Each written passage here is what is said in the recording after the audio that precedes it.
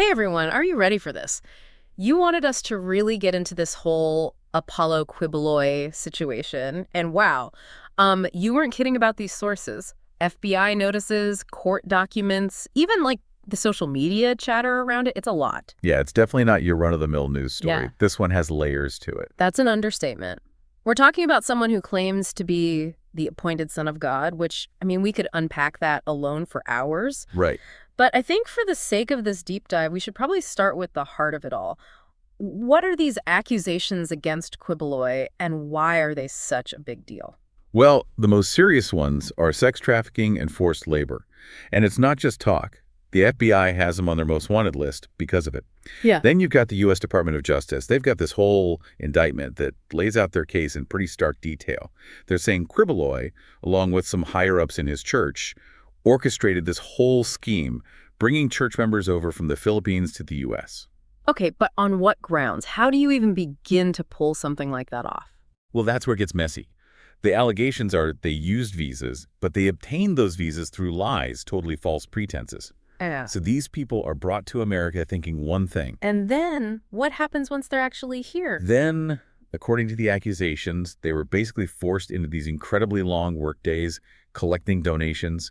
The church told them it was all for charity, but Oh man, this is where it gets really infuriating.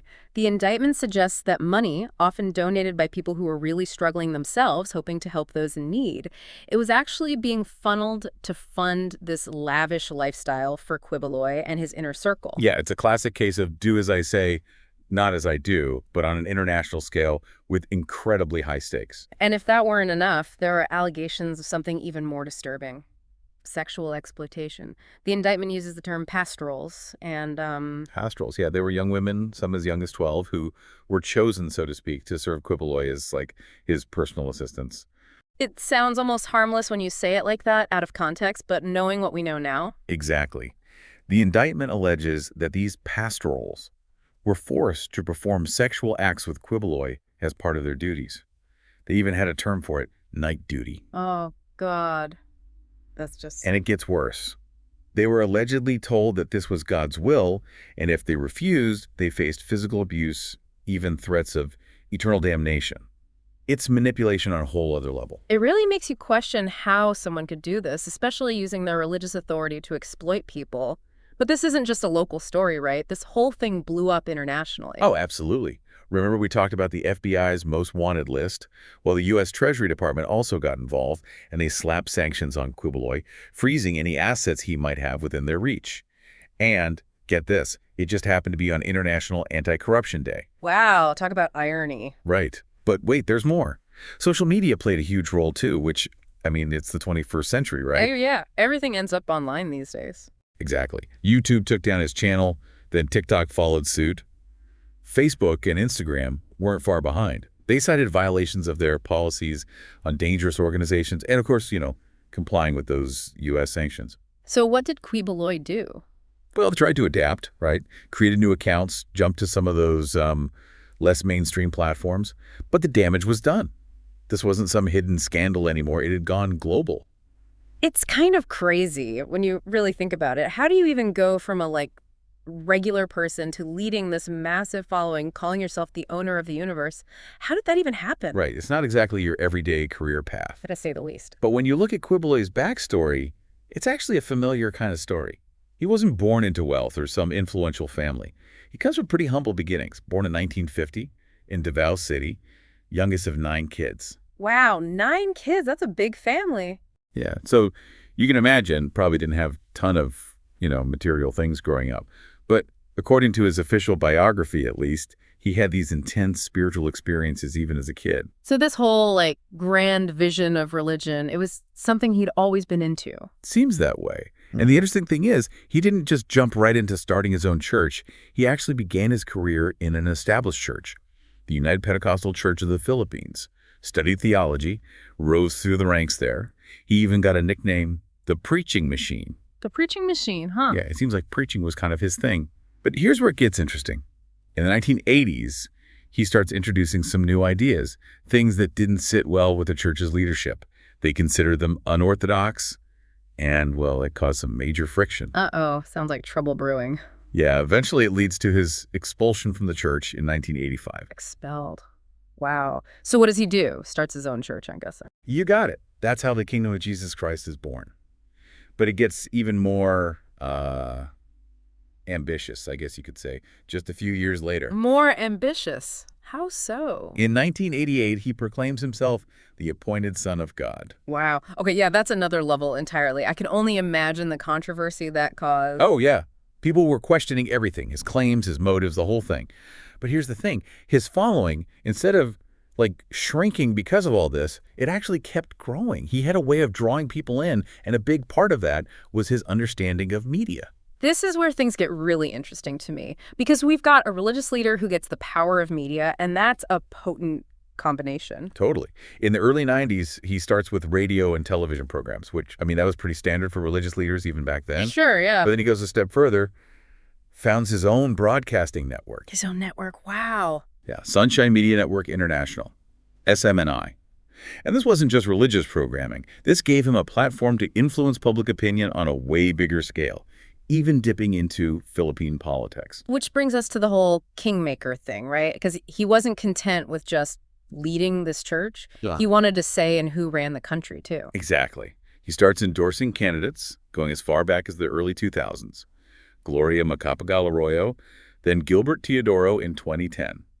But it's his relationship with Rodrigo Duterte that really puts him on the political map. Duterte, yeah, that's a whole other deep dive waiting to happen. For sure.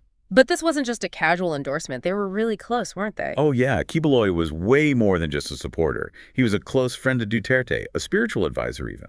And, get this, he let Duterte use his private jet during the 2016 campaign. No kidding. They say the measure of a man is how he treats his friends in power. Or something like that. What was it Churchill said? Something like that. But here's the kicker that really gets people talking.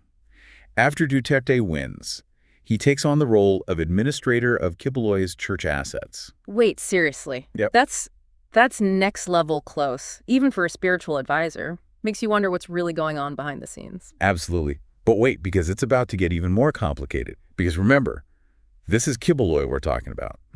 And things rarely stay simple with him, do they? Oh no, what else happened? He shifts alliances, throws his support behind Bongbong Marcos in the 2022 election. Whoa, talk about a plot twist. What happened there? Why the change of heart? Well, even that alliance eventually falls apart, and it gets messy. Quiboloy has this very public falling out with Marcos, starts accusing the president and the first lady of trying to have him assassinated.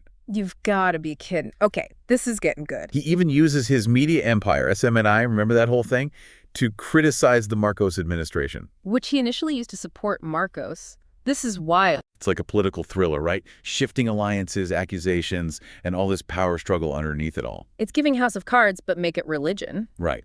But let's not forget, in the middle of all this, you've got those incredibly serious accusations. So we've got these serious, really serious accusations against Quiboloy, and those whispers turn into international news. Yeah, everyone's talking about it at this point.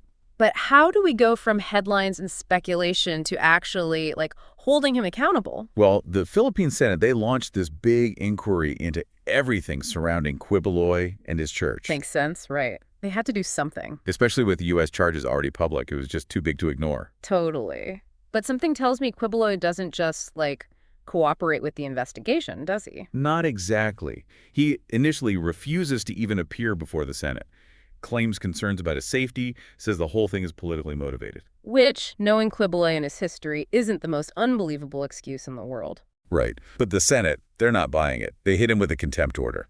Oh, so they're basically saying, nice try, but you can't just ignore us. Exactly. So how does it escalate from there? Did they just, roll up to his compound and arrest him? It's actually a lot more complicated than that. Don't forget, this is someone with, a massive following, tons of resources, and a knack for making headlines. Yeah, he's not exactly flying under the radar at this point. So in June of 2024, the Philippine National Police, they even bring in special forces, and they raid Quiboloy's compound in Davao City, trying to apprehend him. Okay, I remember this, but it wasn't exactly a clean getaway, was it? Oh, no. It turns into a full-blown standoff. Yeah. Hundreds of police officers met with resistance from Quiboloy's followers. He's nowhere to be found. Rumors start swirling that he's hiding within the compound. I bet that was a tense situation. Oh, absolutely. Yeah. This standoff, it drags on for weeks, and of course, it dominates the news. This is the part I remember so clearly. Duterte, his old buddy, the former president, comes out and publicly criticizes the raid. Calls it excessive, unnecessary. I mean, talk about awkward. It's like a whole other layer to this already crazy situation. Right. So you've got this religious leader accused of these awful things, seemingly evading arrest, and then former president seemingly on his side. A lot to unpack there. Understatement of the year. So how does it all finally go down? Does he give himself up? Do they ever even find him? Well, after weeks of this, the standoff finally breaks. September 8th, 2024. Big news. Apollo Quiboloy is in custody. Finally. Right. Although the exact details are still a little murky. The police say he surrendered after a 24-hour ultimatum. Quiboloy's people, they insist he was apprehended, that it wasn't voluntary. Classic he said, she said situation. But regardless, he ends up in Manila, detained at the Philippine National Police Headquarters, Camp Crame, facing those charges on his home turf, so to speak. Wow. I mean, what can you even say? This charismatic figure, the appointed son of God, right? Accused of manipulating and exploiting people, caught up in political scandals, and it all culminates in this dramatic standoff and arrest. It's a lot. Right. And then it makes you think, what does this mean for his followers, for the kingdom of Jesus Christ? Yeah. What happens to a church when the person they believe is divinely appointed is suddenly behind bars? Yeah. Do they stand by him or do they question everything? It's the big question, isn't it? This deep dive has unearthed so much. Accusations, political maneuvering, these huge questions about faith, power, accountability. It's true. It feels like every answer just leads to more questions. But I think that's the point of these deep dives, isn't it? To really make you think, to challenge what you thought you knew. And this story, it's far from over. It'll be fascinating to see how this all unfolds. What happens to Quiboloy, to his church, his political connections? Who knows what the future holds? But anyway, thanks for going on this wild ride with us. It's been quite a journey.